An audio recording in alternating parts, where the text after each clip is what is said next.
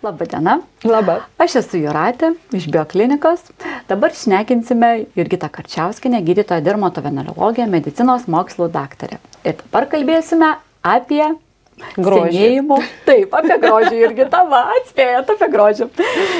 Apie anti-agingo procedūras, botoksas, hialuronų užpildai, įvairios hialuronų rūgšties procedūros, žodžiu, apie grožį. Taip. Tai dabar gal aš norėjau jūsų pasiteirauti, kokie yra pagrindiniai odos senėjimo požymiai. Taip.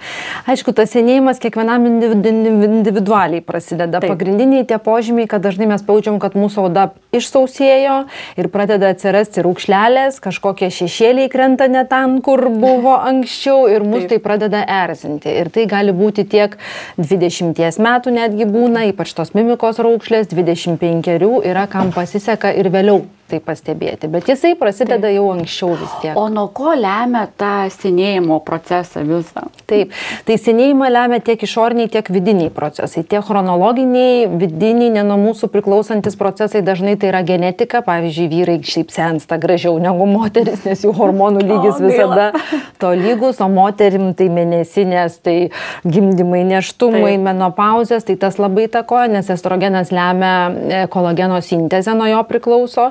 Taip pat labai priklauso, kokia mūsų rasė.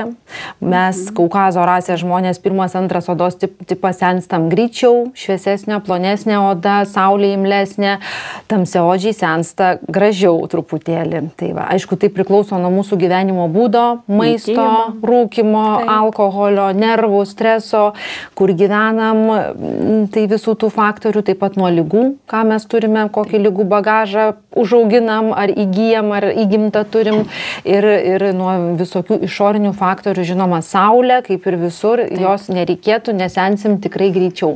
Aš norėjau pasiteirauti dėl botokso injekcijų. Taip. Nes labai daug, žinot, ir tai gerai, tai negerai, tai labai pavojinga, nepavojinga. Tai va tiesiog, kokia jūsų nuomonė yra apie botokso injekcijas? Taip, botulinas yra vaistas. Žinoma, gydytojo rankose jisai yra gerai. Vaistas, kaip ir visi, jis turi pašalinių reiškinių. Kokie jie pašaliniai? Na, pašaliniai reiškiniai, toksai botoksas iš tikro kaip vaistas, jis yra pakankamai saugus. Jisai paralyžuoja nervo raumens jungtį. Tai pirmas dalykas, reikia tikslių žinių, kad žinoti, ką mes norim paralyžuoti. Mes dažniausiai norim veide paralyžuoti raumenis, kurie tempia veidą žemyn, bet ne tuos, kurie kelia į aukštį. Tai nes būna, atsiprašau, sako, čia suleido ir žodžiu, ir ten nukrito. Tai va, kaip čia, taip gali būti. Taip gali, dėl to, kad tos raumuo yra vienintelis, kuris kelia antakius, jeigu mes jį paralyžuom, antakiai nukrenta, žinoma, bet dėl to botulinas yra ne kiekvienam, bet labai svarbu yra nueiti pas specialistą, ne pačiam nuspręsti, ko man reikia, ir jisai paaiškins, ar jums tinka, kokios jūsų rizikos, kartais tie pakritę antakiai yra geriau negu raukšlėta kakta. Tai va, bet botulinas tikrai yra saugus mimikos raukšlėm gydyti. Taip, dar norėjau pasiteirauti, kokios dabar naujausios anti-agingo procedūros, to senėjimo prevencijai tiesiog. Na, yra tokia bendra pasaulinė tendencija, kad svarbiausia yra natūralumas. Niekas neturi pažiūrėti jūs ir sakyti, va, kur darysi lūpas, nes jų turi iš vis nesimatyti, kad jos yra daryta.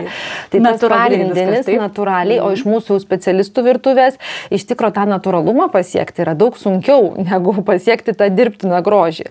Tai va, dėl to mes dažnai kombinuojam procedūras, tiek botuliną, tiek filerius, hialurono, kalcio hidroksiapatito filerius leidžiam, tiek odos kokybės gerinimo procedūros, kaip biorevitalizacija, kraujo plazmos injekcijos, tiek įvairias lazerinės ir kitas aparatinės procedūros. Iš tų naujausių, populiariausių dabar tai yra mikrodatinis radiodažnis, kur mes taip kontroliuojamai subadom odą ir dar ją pastangrinam karščiu. Tai va, bet dažnai reikia visko. Dar norėjau pasiteirauti, kokią reikšmę turi saulės spinduliai odai. Taip. Iš tiesų tyrimai rodo, kai kurie tyrimai sako, kad net 80% senėjimo priklauso nuo saulės. Na, čia toksai, manau, kad yra ir kitų žinoma faktorių, bet saulė senėjimą tikrai skatina ir tikrai nieko gero. Reiktų jos atsisakyti. Tai dar tada reziumė dabar, kokie jūsų asmeniniai patarimai būtų pacientams, žodžiu, kaip tiesiog išlikti jauniems. Taip. Aišku, reikia žiūrėti taip kompleksiškai. Sveikas gyvenimas, pozityvus mąstymas ir savęs mylėjimas, gerbimas. Tai pagrindiniai dalykai. O vėliau, jeigu jau taip galvoji, kažkas labai erzina, pirmoli reikia pasitarti su specialistu. Padaryti analizę, kas gali daryti injekcijas. Taip sakant, nueiti ten, kur reikia ir išklausyti nuomonę, galima kelias nuomonės išklausyti, nes tai vis dėlto yra veidas, mūsų vizitinė kortelė ir reikia labai atsakingai rinktis, kas tai darys. Reikia tausoti, mylėti save. Taip. Ir eiti pas specialistą. Pas Jurgitą Karčiauską. Kviečiam, taip. Tai labai jums ačiū, Jurgita. Gražios dienos, labai išsamei, viską papasakojot, labai daug sužinojom, žodžiu. Stengsimės vykti.